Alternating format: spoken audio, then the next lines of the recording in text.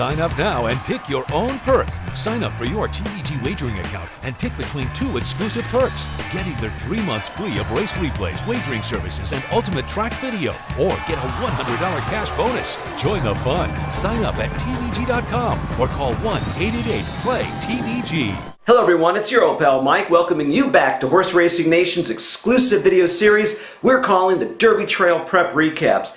No shortage of Derby prep racing this past weekend. On Saturday, we had 3 races going, 25 3-year-olds contesting and duking it out to determine who would go on to the next round here on the Derby Trail. Alpha, horse we tabbed, coming out of the Count Fleet, one to watch. Certainly did not disappoint in this race. Rolled over 5 overmatched rivals in the Wither Stakes. Look for this one to show up next in the Gotham Stakes, going to stay in New York.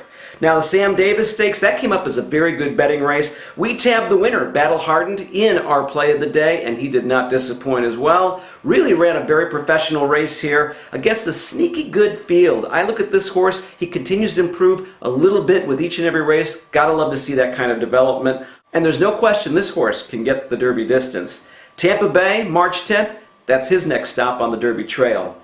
All right, we turn our attention now to the shocking results that came out of the Robert B. Lewis. The marquee names in this race, Rousing Sermon and Liaison, they were the favorites, but this race was won by the longest shot on the board, that's right, 43 to 1, and that horse is I'll Have Another.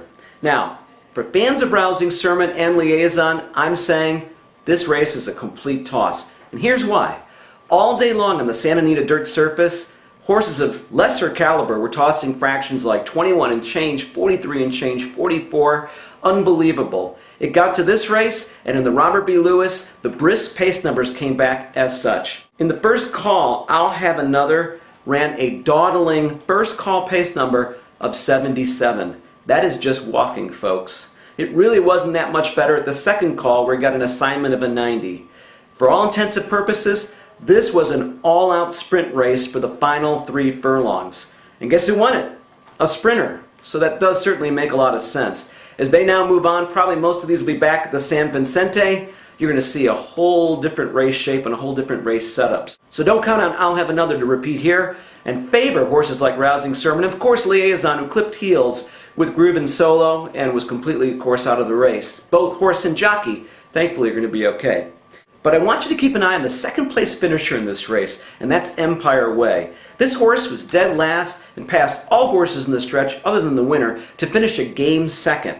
You know, this horse may even be better than Rousing Sermon and Liaison when they all come back, probably in the San Vicente. So tab this one as definitely a horse to watch, and one that might be just gearing up here on the Derby Trail. Alright, next week, we take kind of a break here. The only real prep race is the 7-furlong Hutchison Stake run at Gulfstream Park. No marquee names at the moment. We'll keep an eye on that one. But for all your Derby action, certainly go to www.horseracingnation.com. We've got it all covered. And of course, if you want to get in the game, play the game, and that is in a handicapping online tournament with www.derbywars.com. So until next week, this is Mike Schutte bidding you to go fast and win.